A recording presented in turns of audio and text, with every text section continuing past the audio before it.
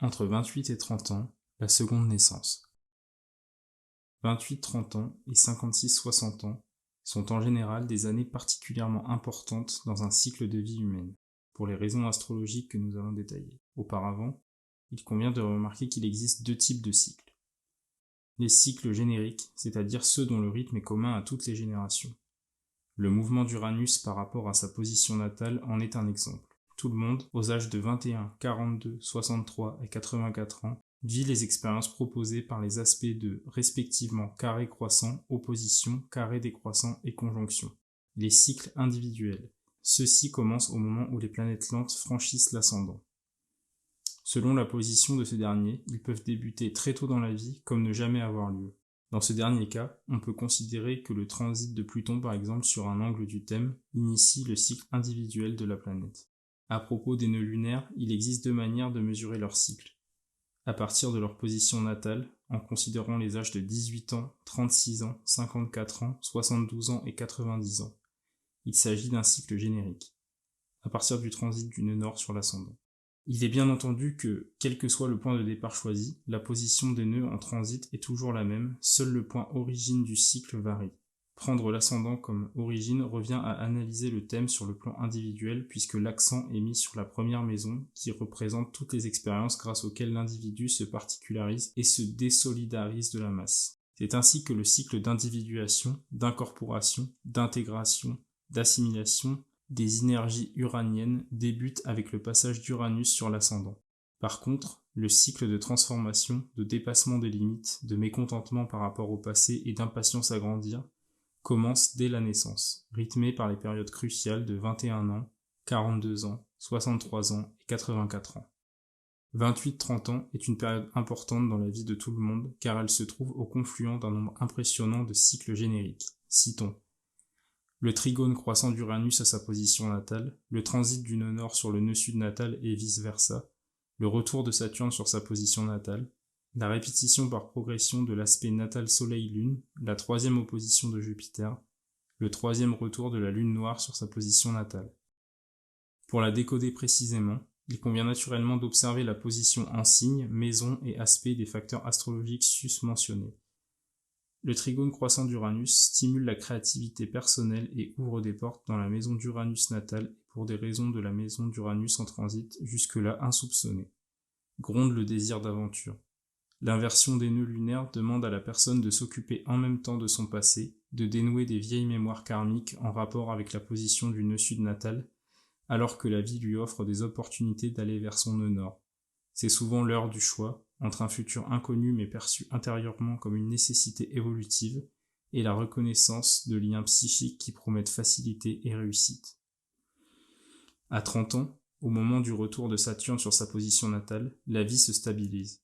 Il faut assumer des responsabilités et organiser son temps de manière à construire à partir des choix effectués lors de l'inversion des nœuds. Les rêves s'envolent. Il s'agit maintenant de n'en conserver que ce qui est directement concrétisable et socialement utile. L'opposition de Jupiter annonce l'apogée d'une phase de réussite socio-professionnelle, mais aussi le début du déclin si on ne sait pas changer de direction et mettre en place le partage de ses acquis. Plus profondément, le retour de la licorne donne à l'individu le sentiment peut-être illusoire de toucher du doigt le type d'absolu qui sommeille en lui. L'impossible devient une réalité potentielle. La réactualisation de l'aspect Soleil-Lune natal souligne la fin de l'enfance et le début d'une nouvelle naissance sur le plan de l'expression de la personnalité. La position de la part de fortune renseigne sur les conditions extérieures objectives de cette naissance. Les 28 premières années furent une période de récapitulation des acquis déjà assimilés dans des vies antérieures, mais ce fut aussi un temps d'intégration des données fondamentales de la culture familiale, nationale et raciale qui arrosa le lit de la croissance. De 28 ans à 56 ans, il s'agira d'apporter par ce que l'on est devenu, par l'accumulation toujours plus précise de son unicité, par l'expression pleine et entière de son potentiel de naissance, sa pierre inimitable à l'édifice collectif. D. Rudyard définit 3 naissances au cours d'une existence. La naissance en terre, naissance physique, début de la récapitulation du passé karmique individuel et collectif. L'enfant puis l'adolescent utilisent les acquis de sa famille et de sa culture pour structurer sa personnalité. Les matériaux physiques, cadre de vie, émotionnels, valeurs familiales, et mentaux, éducation, école, mises à sa disposition par le passé de son peuple, vont donner une forme plus ou moins parfaite, plus ou moins adaptée à son identité essentielle symbolisée par son thème de naissance.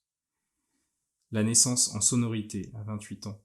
L'être commence à percevoir la nature de sa note fondamentale et à l'harmoniser avec la symphonie de son époque.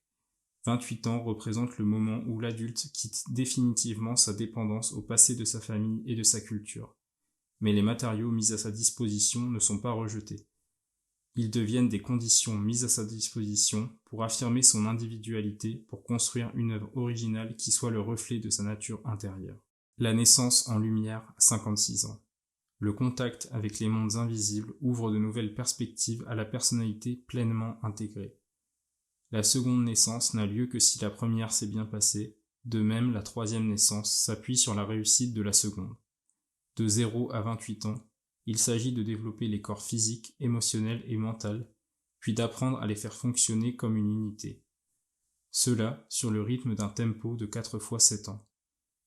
De 28 à 56 ans, la personnalité intégrée affirme sa différence et apporte son originalité au monde.